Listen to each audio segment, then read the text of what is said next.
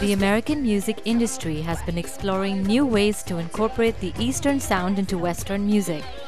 One South Asian who's contributing to the American pop music evolution is Tina Sugandh, better known as the TablaGirl. Pulse correspondent Ami Sheikh interviews the TablaGirl in her New York recording studio. We wanted to do an album that had a lot of live instruments, like a very organic sound.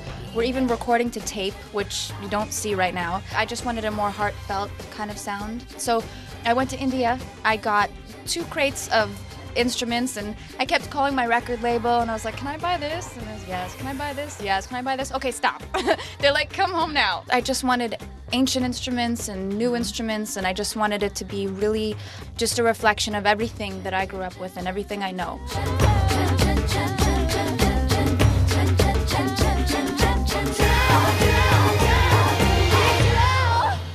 So really, we just have been finding the best players that we can, both in and out of the U.S., and flying all over the place to record these people. My family is actually on the album. They all sing in it. They all flew here to record with me. And again, when you're recording live instruments, it's going to take a lot more time than when you're just hitting a sample key on a keyboard. You know, you have one shot at your debut album. So I was like, let's just go for it. Let's just go and do the real thing and do it like I want to do it. And everybody, you know, luckily was behind me on this. You always want to work with true artists, and she's a complete package. She writes, she sings, she plays, she believes in what she does. And for us, she's also unique. For us, the fact that she's South Asian, it's not just another Pop-Tart out there doing her songs, bringing this producer, do that. She brought her culture to it. With everything else, it's very much a part of her, and that was a big selling point.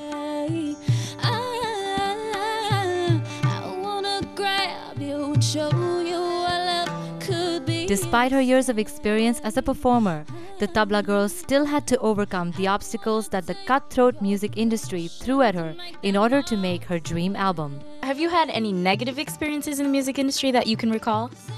How much time do we have? A lot of times you're promised something, you know, like your song's going to be on this soundtrack and it's 100% sure, and you get all excited, and then next thing you know, they're just like, forget it. Like I said, it's very hard to find someone who actually believes in you and will stick with you. It's actually going to be a whole different sound, so it's going to be more like a lot more different punchy. Snare drum? Yeah, this is going to be a lot more punchy. Okay. So this album did take you a long time. How would you describe it?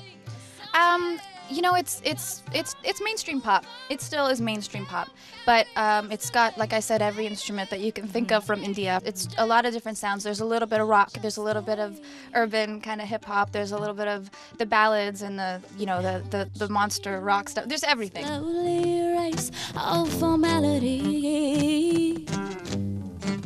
After 2.5 years of painstakingly developing her debut album, Tina Sugandh finally got her unique sound out in the market. So what do you like to do in your free time? Do you have any free time? I do now. It really was 7 days a week, like 14-hour days with the occasional day off. And the occasional day off, I would go to a Bollywood movie.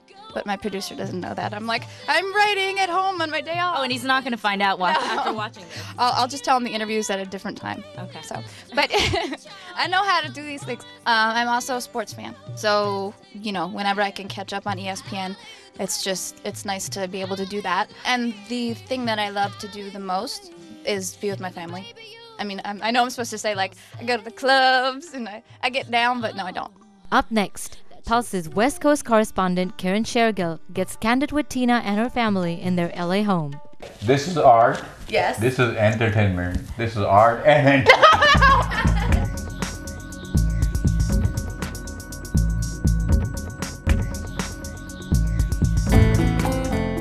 Tina Sugandh's music career started when she was just 5, touring with her parents and sister. This played a huge role in the growth of her musical personality. Pulse correspondent Karen Shergill sits down with the Sugandh family to learn more about Tina's musical beginnings.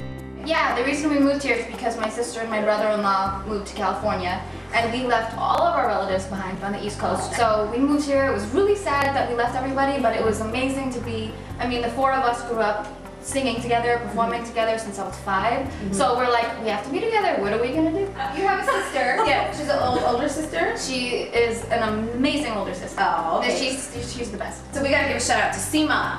Hey, Seema! I always felt that family is a unit, and we always should be together. Either, all four of us should perform, or we're not going to be performing professionally. She is the reason why there is music in this family. Yeah. Aww. She started it all. Ironically enough, she used to sing the Beatles songs in India. And then she came here and did the Indian stuff, so... I think there was a crowd of like 200 people, and Tina sang, the first song that she sang was Dil Ke Arma Aansuon Mein Beh Gaye. Now remember, these kids are growing up in America, growing up in USA, not knowing Hindi at all. Because we really didn't speak much Hindi then at home. And I was like, Mom, what's this about? She's like, just accent. Friday night was rehearsal night. Okay. Would we torture. Oh, talk about it. Let's talk about it. We promptly began at a decent time. We went to bed. We were very responsible. Let's hear the real story. Alright, so maybe I lied a little bit. Maybe I would complain a little. No, because, we would, Friday nights, we would hang out, we'd get our pizza on Friday nights, and then we would go to rehearse. And sometimes we were a little late.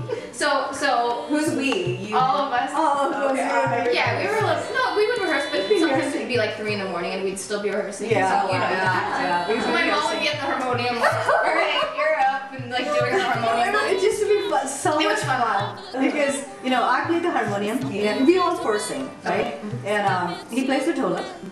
And Tina plays, of course, the tabla, and Seema plays the other percussion instrument. We did 40 concerts a year, year after year after year. Yeah. So we all have agenda in front of us, right? Everybody knows what's coming next. She pretty much guessed all the jokes I was going to tell. She's a good mimic. She can make fun of me, beautiful. Really. But then, if I change a song, this is the beautiful part. When I change the song, I won't tell her. I won't tell her. I won't tell Seema, 4 of us on the stage. I just abruptly change. In one little word, one little note, one little look, they will know what song is next. Yeah. And everyone. That felt awesome. That's how together we can be. I've learned in concerts from them. Everything that I do on stage is really a reflection of what they've taught me. My mom, I think, has taught me more about just being genuine on stage. She has such a genuine smile. People feel very connected to her because they can tell she's warm, she exudes warmth. Sincere. And it's just, it's all sincere. And so I've learned that if you're gonna be on stage, if you're gonna reach out to people, show them who you are. Don't go up there and have a fake smile. Show them the warmth that you have, that your family's taught you. Right. From my dad, I've learned how to be a character. Good example. Our last show, 5,000 people in the audience. Oh. My dad is just feeling the moment. So he jumps over the barricades, 5,000 people in the audience, and he starts walking on their seats over rows and making random people sing. They both really connect with an audience, and that's something that I hope I can bring to people, because I don't ever want to be just the artist that sits behind the stage and then there's the audience. This is art. Yes. This is entertainment. This is art and entertainment. So Tina, why don't you tell us, what would you want people to remember you for? Actually, years ago when I first got into this career, I would think about things that were really not important. I wanted people to adore me, and I thought about how cool that was going to be, and of course the fame and the money and all that, and that's completely unimportant. And then I got kicked down a lot by my career, and I am so grateful for it, because now I know my intentions are nothing but pure. If I want to show people that the people that you love, your family members or whoever that may be that you love, it's really important to stay connected to them and to verbalize your pride for them, as we've been doing this all the time. Exactly. And I'm getting to do something I love, and I really hope that it just makes people smile, and that if I can do that, I've done my job. Tina Sugandh continues to make an impression on the American pop scene, incorporating her family's musical roots with a contemporary sound. To this day, her family continues to be the beacon in her career and a strong influence on her work.